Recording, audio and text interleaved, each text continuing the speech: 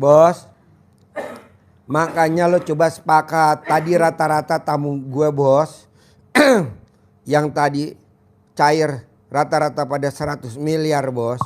Itu gue tanya, gak pernah secuil acan pun dari bangun tidur sampai mau tidur ngeluh. Kita kan ngeluh. Sekecil apapun gak boleh ngeluh bos. Lu ngeluh. Duh gimana nih besok makan. Aduh gimana nih. Kata Allah, lu goblok lu, udah dikasih kenikmatan napas gratis, jalan kaki gratis, kasarnya kita ngelihat gratis, denger gratis. Mana syukurnya, mana? Kan gue udah syukur, kurang banyak. Orang kita lagi downgrade kok. Lalu banyak syukur aja bos. Banyak syukur, terima kasih Allah, terima kasih. Pasti minggu depan atau besok pasti gitu. Bos, penderitaan lo gak separah Haji Marco bos yang 7 bulan. Dia sampai naik ojek goib bos. Naik ojek, bapaknya anak yatim. Dia naik, kami ketemu tuh. Kalau zaman sekarang namanya kuntilanak kali. Genderuwo. Gitu. Kalau kuntilanak kan cewek. Oh iya. Kalau cowok genderuwo. Jadi lu tanya dia, ada anak yatim namanya Nunung. Ya. Bapaknya supir ojek, mati ke amit yang baik. Mati kelindes truk. Cinang Neng. Dia jadi ojek, dia naik ojek ya dia. Iya, lu belum ketemu bos di sini. Emang banyak Pak Haji? Banyak lah. Tapi ngapain nakutin lu? Orang susah. Sampai sekarang saya nggak bisa pulang-pulang Pak Haji karena nggak punya rumah. Ya ibu sifat 18 coba dihilangin. Ya. Bisa gak dihilangin sifat 18? Susahnya di mana tuh ngilangin sifat 18 kalau saya boleh tahu? Ya. Yang komen itu terus itu jengkel, kepancing jengkel gitu. Bisa gak mulut ibu diplakban?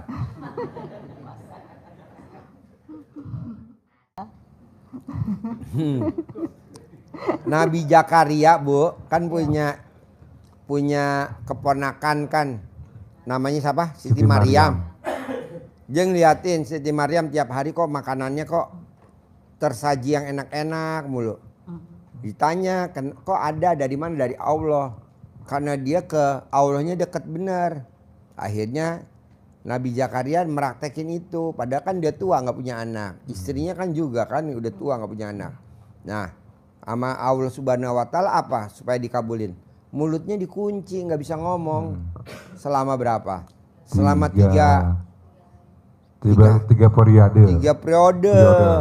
Bukan 3 hari, 3 periode. Berarti sekitar 3 bulan. Punya hajat. Iya. Kata Pak Haji, gede hajat atau gede komen.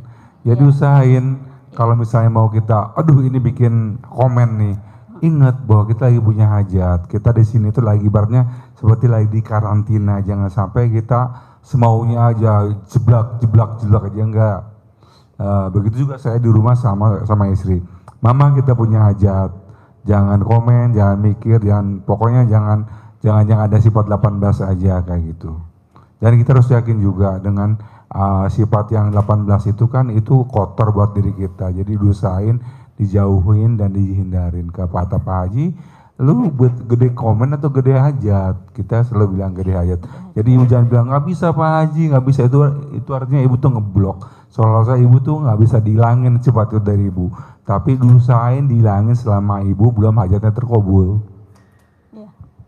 Gede hajat apa gede jengkel? Gede hajat, jengkelnya nggak ada. Ya. Gede hajat apa gede mikir? Gede hajat, mikirnya nggak ada. Gede hajat apa gede komen? Gede hajat, komennya nggak ada. Gede hajat apa gede ngeluh? Gede hajat, ngeluhnya nggak boleh. Kayak begitu-gitu aja. Sampai saya bilang cair kalau lagi itu jengkel tuh cair gitu, cair kalau lagi komen gitu. Kalau ibu mau begitu, teriak-teriak begitu, yang paling cepat terkabul di perapatan. Ya, semalam sampai bilang cair ya kita berdua ya. Soalnya kita gedek banget sama teman-teman kita gitu. Harus di perapatan bu, di perapatan lampu merah ibu teriak. Hah? Iya.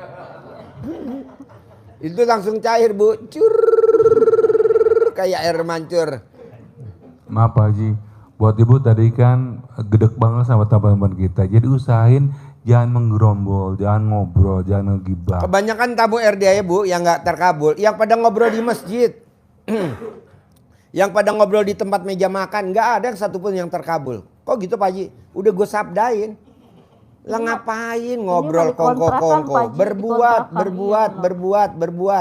Mau nyapu, mau natain sandalnya anak yatim, mau apapun berbuat, jangan ngobrol.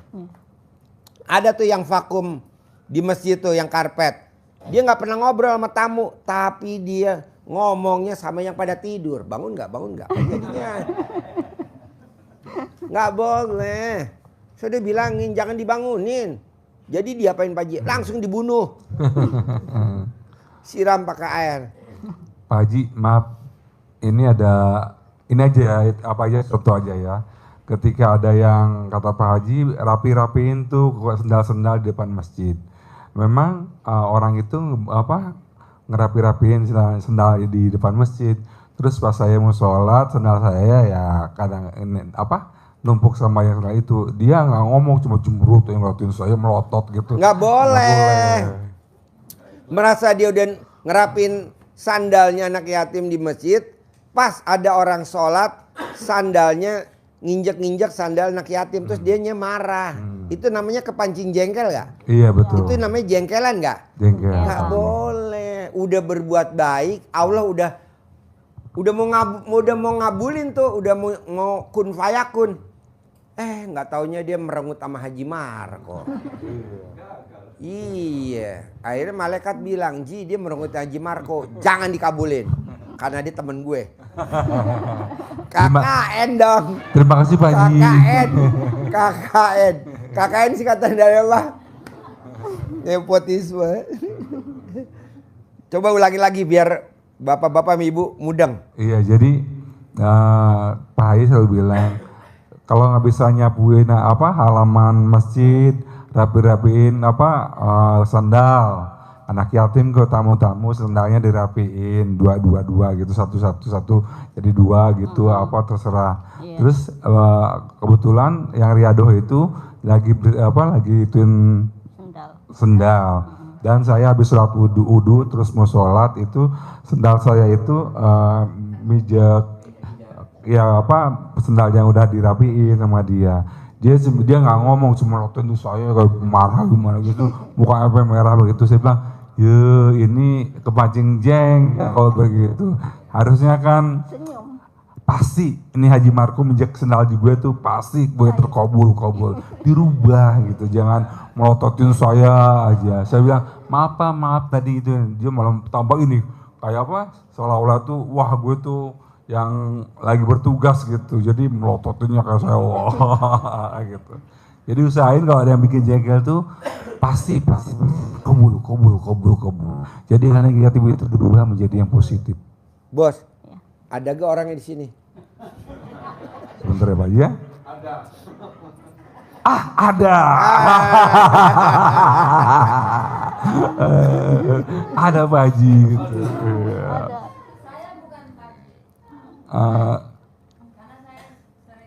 Haji Marko mah kalau ngeliat wajah lupa, tapi kalau dia lihat alat kelamin apal. Coba kasih lihat dulu alat kelamin lo, biar dia apal. Iya. Lonjong, bulat apa oval? Iya, apal bentuknya dan ingat rasanya. Ya Ibu bohong, nggak ada di sini semuanya. Di sini calon-calon bapak-bapak dan ibu cepat terkabul. Amin ya Allah, kabulkan ya Allah. Amin. Bos, hampir 100% orang yang saya bully itu pasti terkabul. Haji Marko dibulikan kemarin. Iya betul. Iya.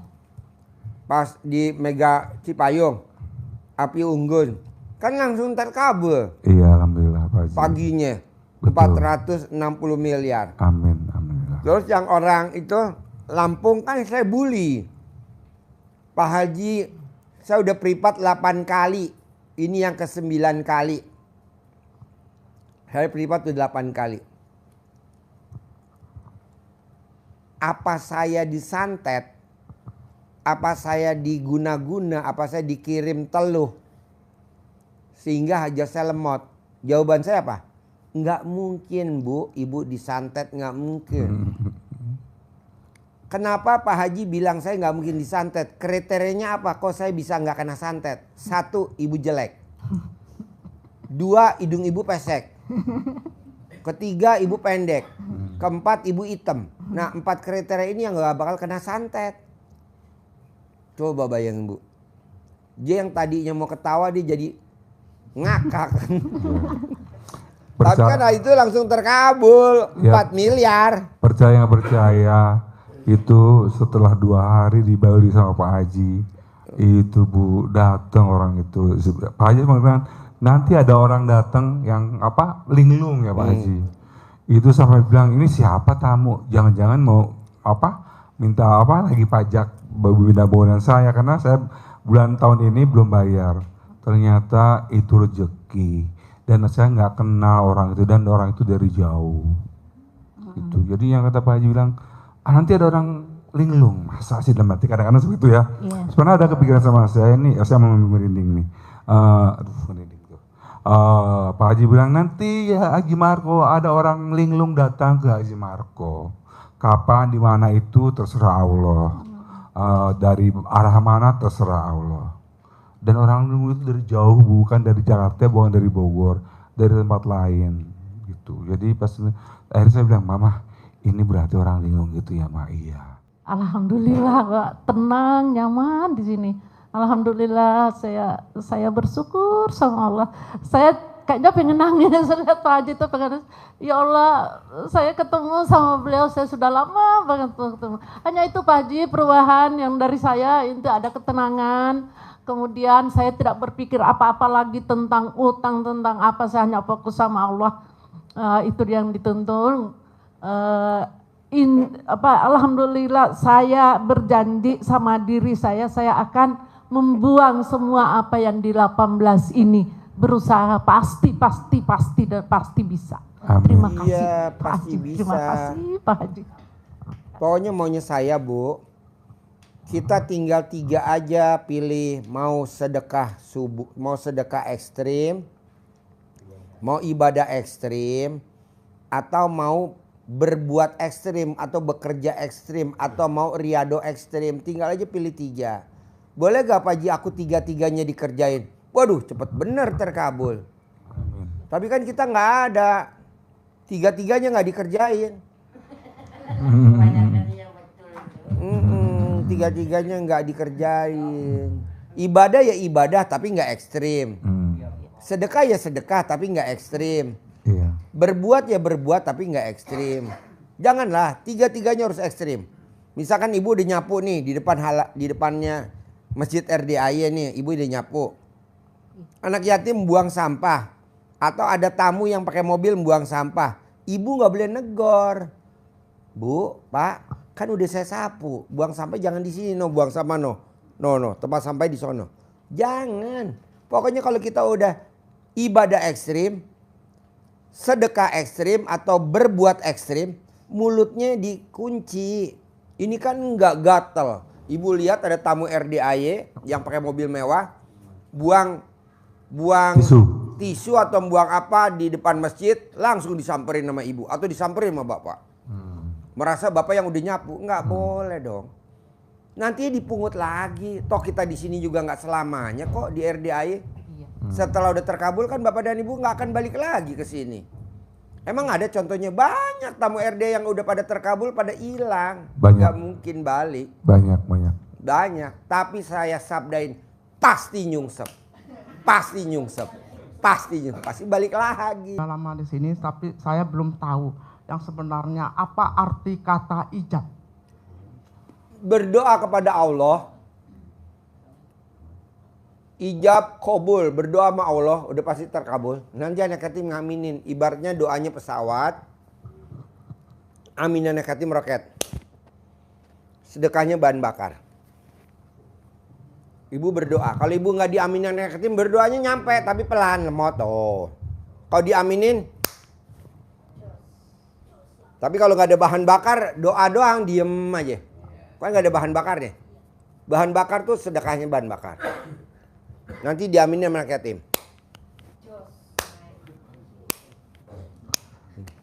Pak Haji Yo. sedikit. Jadi kalau buat saya ijab kabul itu kita sampaikan niat dan tujuan kita kepada ustadz dan yai admin sama anak yatim. Jadi yang tentunya pasti yang bully itu Allah.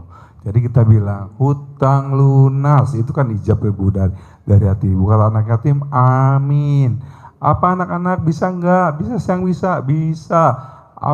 Doanya apa? Ya jazakumullah khairan itu artinya itu terima kasih Allah atas segala-galanya, atas segala kebaikan Allah. Kita berterima kasih sama Allah karena dari Pak Haji itu juga kita diajarin tentang syukurin, nikmatin, jalanin. Kita bersyukur.